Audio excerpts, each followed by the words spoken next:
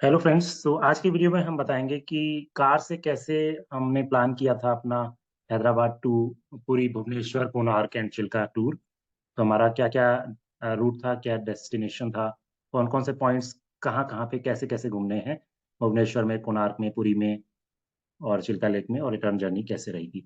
तो ये हमारा रूट था।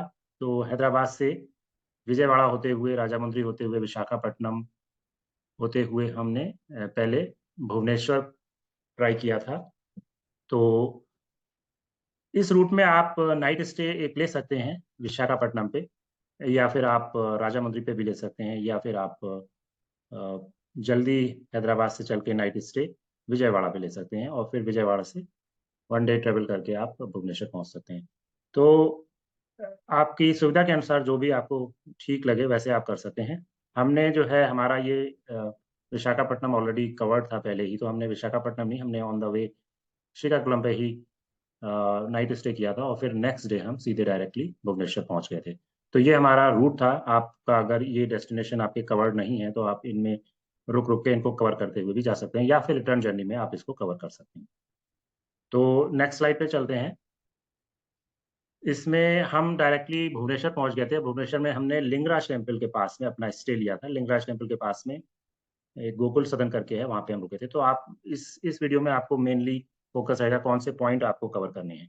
तो Lingaraj temple is a famous temple. तो यहाँ पर आप जो है देख सकते हैं इसको, स्टे आप यहाँ पर आसपास रुक सकते हैं। उसके बाद ये जो डॉटेड है ये आप एटलीस्ट यहाँ तक जो है, इस यहाँ तक जो है आप, ये मुक्तेश्वर टेम्पल है, केदार गौरी टेम्पल है, परशुराम रामेश्वर टेम्पल, ये सब जो है, अनंत वासुदेवा टेम्पल, ये सब आप बाई वॉक भी कर सकते हैं। विद इन 1 किलोमीटर की रेंज में है। अदरवाइज आप ऑटो भी कर सकते हैं। और ये जो है टेम्पल राजा रानी टेम्पल है, या फिर ब्रह्मरेश्वरा टेम्पल है, ब्रह्मेश्वरा टेम्पल, इसको आप थोड़ा सा दूर पड़ेगा, ऑटो से कवर कर सकते हैं। तो ये सारे टेम्पल्स जो है मॉर्निंग 6 o'clock को ओपन हो जाते हैं, तो इनको आप मॉर्निंग में आप कवर कर सकते हैं, और उसके बाद आप जो है आगे बढ़ सकते हैं।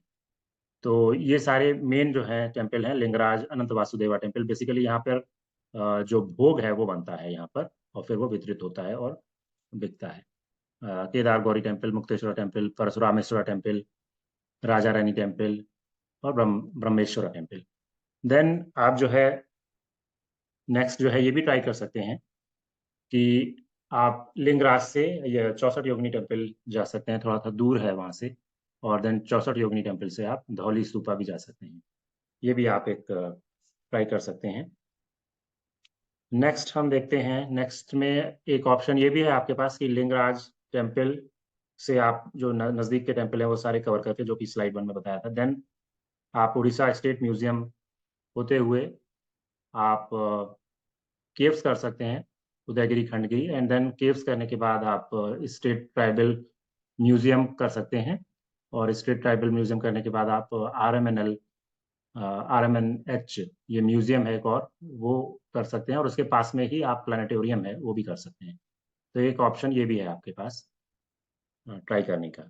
देन नेक्स्ट आप ये भी ट्राई कर सकते हैं कि लिंगराज टेम्पल, एंड देन उसके बाद Shri Ram Mandir, and then ISKCON Bhubaneswar, and then Nehru zoological park, और उसके बाद आप जो है कटक में नेताजी बर्थ प्लेस जो है वो भी आप विजिट कर सकते हैं। तो इसमें आपका ये खंडगिरी भी पड़ेगा, तो इनकेस खंडगिरी नहीं हुआ तो खंडगिरी भी कर सकते हैं आप। और यहाँ पे कुछ म्यूजियम भी पड़ेंगे, तो वो म्यूजियम भी आप ट्राई कर सकते हैं। देन इसके बाद आप मूव कर जाएं कोणार्क की तरफ।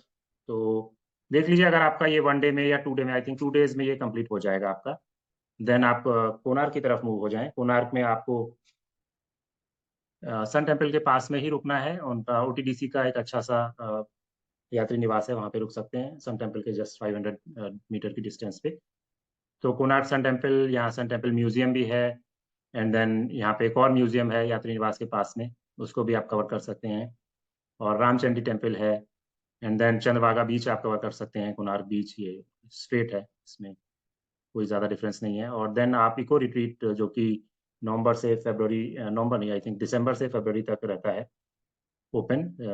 टेंट सिटी है ये, टेंट गवर्नमेंट जो है एस्टेब्लिश करती है, इसको भी आप कवर कर सकते हैं। तो ये 1 डे का प्लान, इसमें आप कोणार्क का भी कर सकते हैं।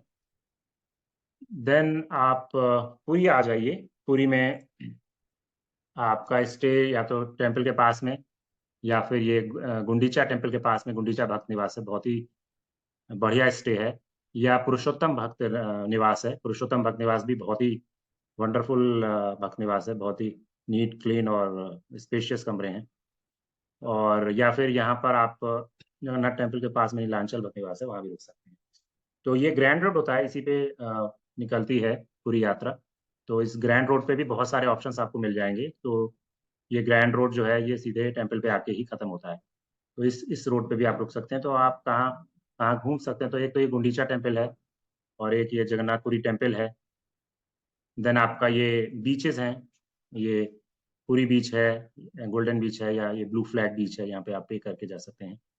और यहाँ पे तो विदाउट रिस्ट्रिक्शन जा सकते हैं। और साथ ही साथ आप सुदर्शन क्राफ्ट म्यूजियम जा सकते हैं, बेड़ी हनुमान टेम्पल जा सकते हैं। तो ये अगर आप यहाँ पे रुके हुए हैं तो सिंपली आप यहाँ से देन पूरी टेम्पल करते हुए सुदर्शन म्यूजियम, बेड़ी हनुमान होते हुए पूरी बीच को जा सकते हैं। तो स्टेइंग ऑप्शन भी बता दिया आपको। पुरुषोत्तम भक्त निवास बहुत ही अच्छा है, गुंडीचा भक्त निवास भी बहुत ही अच्छा है। नीलांचल में मैंने ट्राई नहीं किया, नीलांचल भी ठीक ठाक है, काफ़ी टेम्पल के नज़दीक है, तो इसमें भी ट्राई कर सकते हैं। और अगर आप कार से ट्रैवल कर रहे हैं तो बेटर यही होगा कि आप इस ग्रैंड रोड पे आप पार्किंग है अवेलेबल, वहाँ पे आप पार्क कर दीजिए, पेड पार्किंग है। एंड देन वॉकिंग करके टेम्पल चले जाएं। इधर पार्किंग का ज़्यादा ऑप्शन नहीं है, ये कंजेस्टेड एरिया है इधर। गूगल मैप दिखाता है कार जाने का, लेकिन उधर लेके आप आ जाइए, और इस तरीके से आप ट्रेवल कर सकते हैं। देन पुरी के बाद आप आ जाइए चिल्का लेक। तो चिल्का लेक में आप सातपाड़ा की तरफ आइए, और रास्ते में आपको बहुत सारे एजेंट आपको डाइवर्ट करने की कोशिश करेंगे, तो उनको उनको उनको आप छोड़ दीजिए, उनसे डाइवर्ट मत होइए, सीधे सातपाड़ा आइए। सातपाड़ा पे आप चिल्का लेक के सारे ऑप्शंस जो भी हैं वो आप ट्राई कर सकते हैं। हमारी दूसरी वीडियो है, उसमें हमने एक्सप्लेन किया है कि क्या क्या ऑप्शंस आप ट्राई कर सकते हैं। एंड देन आप यहीं से अगर रिटर्न हो रहे हैं तो इस यहाँ से आप फेरी लेके यहाँ जा सकते हैं, और फेरी से आप उतर सकते हैं यहाँ पे, और यहाँ से फिर आप कंटिन्यू जर्नी कर सकते हैं विशाखापट्टनम, या जहाँ भी आपको आगे जाना है। अदरवाइज अगर आपको बैक टू पुरी जाना है तो यहाँ से आप रिटर्न भी हो सकते हैं, क्योंकि आप ये जो है फेरी का चार्जेस है। फेरी जो है 450 रुपीज़ लाइट व्हीकल है, ऑटो का ये 150, 20 रुपीज़, 5 रुपीज़ साइकिल पर पर्सन, 5 रुपीज़। तो इस तरीके से आप टाइमिंग के हिसाब से आप फेरी ले सकते हैं, और इसको चिल्का लेक क्रॉस करके आगे की जर्नी कर सकते हैं। क्योंकि आप ये देख सकते हैं सातपाड़ा में अगर आप होंगे तो अगर आपको कंटिन्यू करनी है तो यहीं से आप कंटिन्यू कर सकते हैं जर्नी, अदरवाइज आपको ये पूरा राउंड सर्किल लेके इधर आना पड़ेगा। तो ये शॉर्टर रूट है, इधर से आप आगे बढ़ सकते हैं, और इधर से आपको फिर विशाखापट्टनम या हैदराबाद की तरफ वापस जा सकते हैं। तो आपकी जर्नी का मैंने बता दिया, ये इस तरीके से आप जर्नी करिए, Bhubaneswar and then Konark and then Puri and then Chilika होते करते हुए आप वापस हो सकते हैं। तो ये था आज का वीडियो। डेस्टिनेशन मैंने बता दिए कौन कौन से पॉइंट कवर करने हैं, स्टेइंग का भी थोड़ा बहुत बता दिया है, बाकी आप देख सकते हैं। तो दैट्स इट फॉर टुडे। अगर आपको वीडियो अच्छा लगे तो शेयर करें। Thanks for joining. Thank you, bye.